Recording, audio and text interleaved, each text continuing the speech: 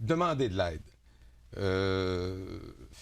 On a vu dans les autres émissions là, que de se reconnaître comme proche aidant, c'était déjà difficile. Alors, comment on en arrive à demander de l'aide quand on est proche aidant?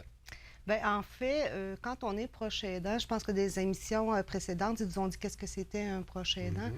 Quand on arrive comme proche aidant, puis qu'on prend comme le mandat de s'occuper de la personne aidée, on se donne comme un mandat ou un devoir de le faire. Alors, le proche aidant est de façon, je vais l'imager, là, mais comme de façon stable, les pieds écartillés, les points forts, je vais aller jusqu'au bout de la mission que je me donne.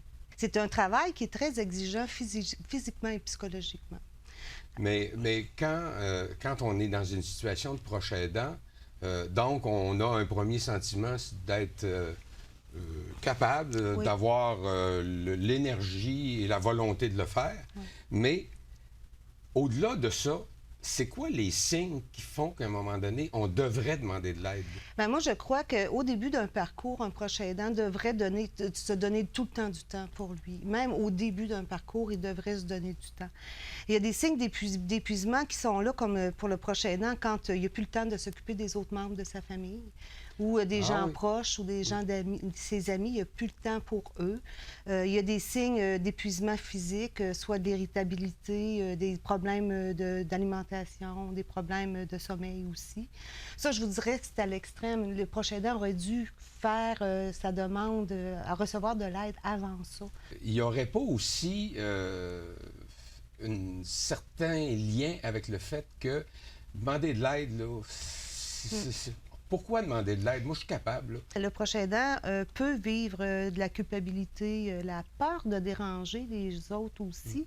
Et le gros impact, c'est la peur du jugement aussi, se faire juger par les autres parce qu'il s'occupe de quelqu'un qui l'aime, de quelqu'un à qui il doit des choses, ou bien il le fait par amour, ou bien par reconnaissance. Alors, il a peur d'être jugé par les autres, de ne plus être capable de s'occuper de la personne. Donc, aujourd'hui, là, par ce questionnement, demander de l'aide, on pourrait donc s'attendre à ce qu'il y ait des gens qui nous écoutent et qui, à un moment donné, là, comprennent que demander de l'aide, là, c'est pas si négatif que ça et que c'est vraiment essentiel. Oui, bien, en fait, oui, je crois que c'est essentiel d'avoir de l'aide pour avoir du temps pour soi. Reprenez l'image de tantôt que la personne est bien ancrée. Quand la personne commence à être en déséquilibre, à être sur une jambe, puis que là, c'est important parce qu'elle va s'épuiser à donner ce soutien-là. Bien, je me place dans la situation, je suis proche aidant, là, je m'occupe de mon épouse. Là, je viens de vous écouter, là, et là, demain matin, là, je dis, bon, là, ça y est, j'ai constaté là, que j'étais au bout du rouleau. Je fais quoi comme proche aidant? Je pense qu'il faut bien reconnaître c'est quoi nos besoins comme proche aidant. Comme ma personne, qu'est-ce que j'ai comme besoin? Je vais vous donner 2 trucs là, que je donne souvent aux gens avec qui j'interviens. Le premier truc, c'est de se dire dans une situation idéale, dans un monde idéal où ce que la situation est la même, qu'est-ce que j'aimerais qu'il change? OK? Ah oui. Comme, je sais pas, moi, mon proche aidant, ma personne aidée est atteinte de la même façon qu'il est là présentement. Qu'est-ce que j'aimerais qu'il puisse changer? Si j'avais une baguette magique, je changerais quoi, moi, dans ma vie? Alors, ça, c'est un signe que c'est un besoin. C'est qu'est-ce que j'ai comme besoin. Un autre truc que je donne aux proches aidants, c'est la corde à linge. On a une Ah corde ouais? à linge, OK? On a une corde à linge où on étale par les épingles à linge tous les services ou bien toute l'aide qu'on donne à son aidé. Se dire, qu'est-ce que j'aimerais enlever de cette corde à linge-là? Puis, est-ce qu'il y a quelqu'un qui peut me le donner, ce service-là? Et est-ce que c'est possible? Alors, de bien reconnaître, parce que souvent, le proche aidant a de la difficulté de dire où est-ce que j'ai besoin d'aide. Il y a une autre chose que je veux dire aussi, c'est que souvent, ils vont dire ma personne aidée n'acceptera jamais de l'aide d'une autre personne.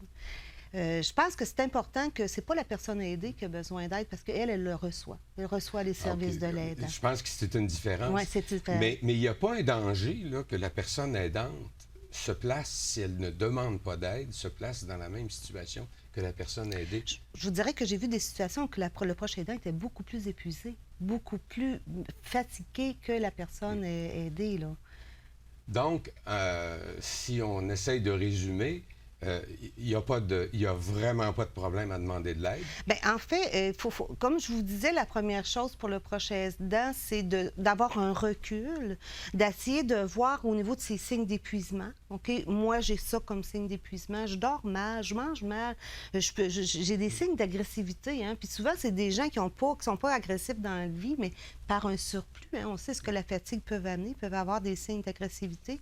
Après ça, de reconnaître qu'est-ce que j'aimerais que les autres m'aident. Où est-ce que j'aimerais? C'est dans quel domaine, là? Oui. Comme je vous dirais, je reprends le système de la corde à linge. Je vais vous donner un exemple. Bon, il donne comme des services, mettons, l'aide à l'hygiène, l'entretien ménager, la préparation de repas, l'aide à l'incontinence. Bon, mettez-en. Moi, ce que j'aimerais, ce que je trouve difficile, c'est l'aide à l'hygiène. Je trouve ça bien difficile. Moi, j'aimerais peut-être que quelqu'un puisse m'aider.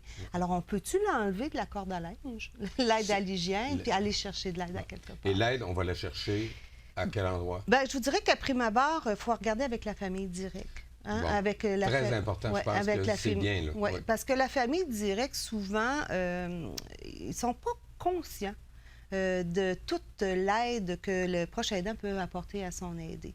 Vous savez, passer des semaines complètes avec quelqu'un ou passer 2 heures, c'est différent.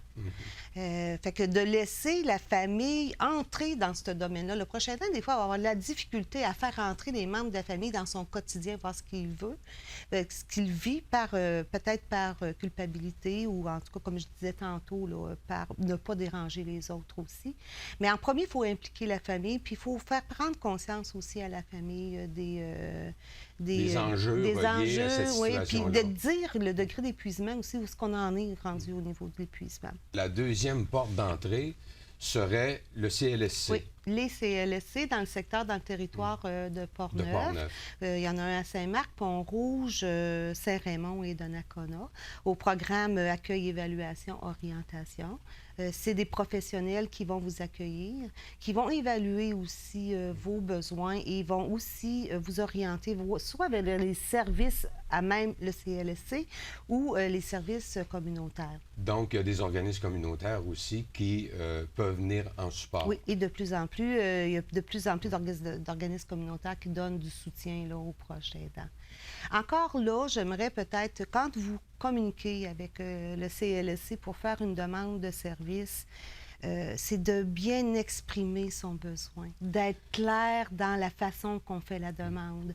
Moi, j'en ai vu des gens dire « Ah, ça va pas si pire, moi j'aurais besoin d'aide juste pour l'entretien ménager. » Puis quand j'arrive et que je les vois, c'est des gens qui sont complètement épuisés.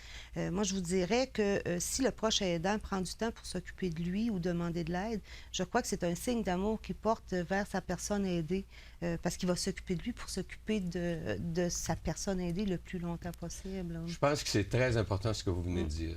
S'aimer soi-même pour être capable de mieux aider ceux qu'on aime.